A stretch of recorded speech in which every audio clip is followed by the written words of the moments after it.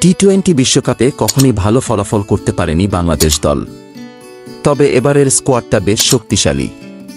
গত মঙ্গলবার 14 মে নাজমুল হোসেন শান্তকে অধিনায়ক করে দল ঘোষণা করেছে বিসিবি, যেখানে সহ অধিনায়ক করা হয় তাসকিন আহমেদকে। যুক্তরাষ্ট্রে পা রেখেই সকলে টিম বাসে করে হোটেলে পৌঁছে যায়। দলের সকলকেই উচ্ছ্বাসিত মনে হয়েছে।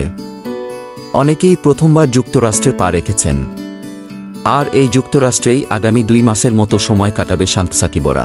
এদিকে টি-20 বিশ্বকাপের আগে যুক্তরাষ্ট্রের সঙ্গে 3 ম্যাচের টি-20 সিরিজ খেলবে বাংলাদেশ, যা শুরু হবে 21 মে।